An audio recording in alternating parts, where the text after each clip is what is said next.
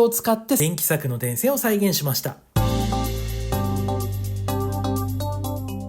皆様こんにちは。地理学出身、そして街の息遣いをジオラマで表現するアトリエモリジです。今回はなんと農地について熱く語っちゃいます。意外と農地って小物が映えてくれるのご存知でしょうか。その小物類にフォーカスを当てつつ、これからジオラマを作ってみたいっていう方とか、ジオラマをエンタメとしてお楽しみになられたい方のご参考になればっていうことで、コンパクトな動画にまとめてみました。畑を耕すところ、畝の工作のことなんですけどね、からできた農地に再現する小物類の工作までストーリー仕立てでお届けしてまいります。最後までお楽しみいただけましたらとっても嬉しいです。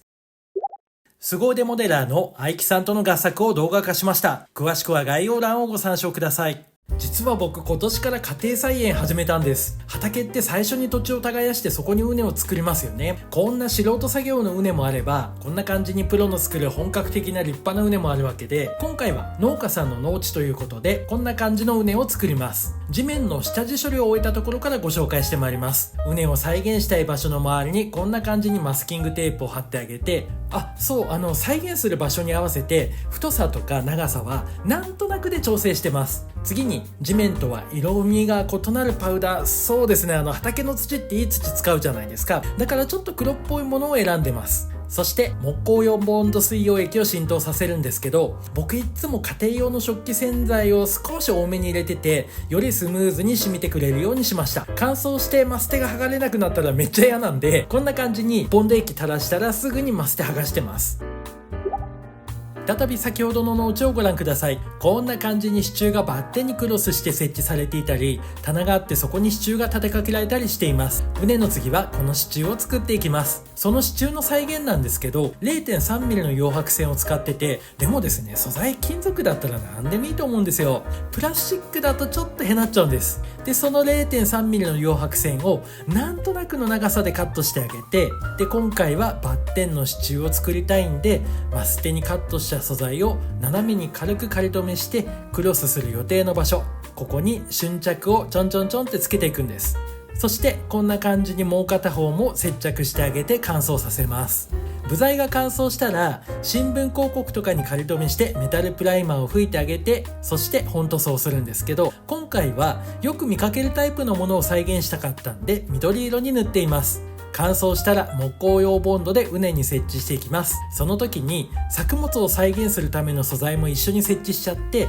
そのまますぐに木工用ボンド水溶液を染み込ませてあげてます。ちなみに 0.3mm の素材を使った理由なんですけど、ご覧の画面の上側の畝、ここに設置した支柱が 0.3mm のもので、そしてこちら下側の畝に再現した支柱が確かね、これね 0.8mm のプラマル棒だったと思うんです。ちょっと記憶曖昧なんですけど、でもこの太さの違いお分かりいただけると思うんですね。なんだか昔違いの分かる男ってどっかでフレーズ聞いた記憶があるんですけど、こんな話どうでもいいですよね、ごめんなさい。ちなみにこの 0.8mm と思われる支柱なんですけど、ちょっとあんまりじゃないですか、いくらなんでも。なんでこれ取り外して再利用しながら 0.3mm で作り直しました。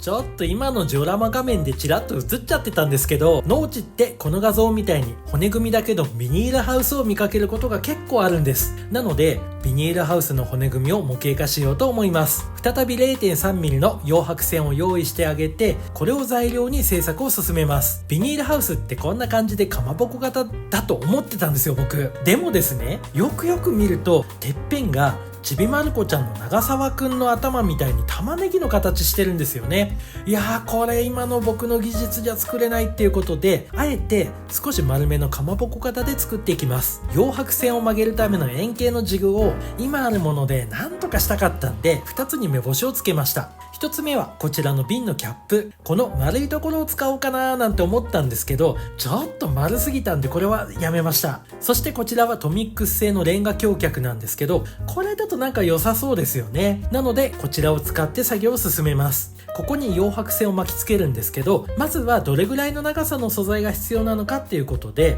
軽くあてがってカットして、設置場所のサイズに合わせてですね、なんとなくの柱材の本数を想像して部材を切っていきました。そして切った部材をまとめて、束ねるって言ったら変なんですけど、まとめてあげて、その状態でジグに当ててグーって丸めていくんですけど、これがなかなか同じように曲がってくれなくって、この段階で軽く調整します。そして中心をピンセットで挟んであげて、不揃いになっている足の長さをニッパーでカットします。この段階でもちょっとまた曲がり具合とか調整しました。そしてジオラマの土台に使ったスタイロフォームの端材にビニールハウスを意識しながら、この骨組みになる材料をプスップスップスって刺していくんです。次にてっぺんに瞬間接着剤をちょんちょんちょんってつけてあげます。ここにですね、針になる溶白線を上から軽く乗せるような感じで接着していきます。で、同じ感じでですね、両サイド肩の部分にも溶白線を接着して乾燥を待ちました。全部が乾燥したらスタイロフォームを外して、針と骨組みが離れちゃってるとこってやっぱりあるんで、あとですね、曲線の丸みとか、これも可能な限り修正していきます。ピカピカな骨組みってあんまり見かけなかったんで、再びスタイロフォームに刺してメタルプライマーを吹いて、最後に艶消しクリアを吹いて乾燥させた上で、最後にエナメルの黒を薄めたものを塗って完成です。最近の農地では獣対策で電気柵が設置されていることが多いのご存知でしょうか。この電気柵なんですけど、通年設置されてて、こんな感じで冬でも設置されてるんです。そして所々にこんな取っ手があるんですね。で、これゲートになってて、この取っ手を取り外して農地に入るっていう仕組みになってます。さて、模型の工作です。 LED 工作をするために購入してあったポリウレタン線、金色の細い線なんですけど、これをねじねじしてあげて電気柵の電線を再現しました。支柱用にカットした 0.3mm の溶白線を両面テープで仮止めして、瞬着でその電線を固定していきます。ゲートに設置されてた取っ手なんですけど、プラマル棒で再現していまして、ゲートの部分はこんな感じに間隔を少し広げて再現しています。電気柵を設置する場所にあてがって、支柱の位置を目安に、今回は壊れたエアブラシの針があったんで、それでベースにプスプス穴を開けていきました。支柱の根元に木工用ボンドを塗ってあげて、開けた穴に設置してあげれば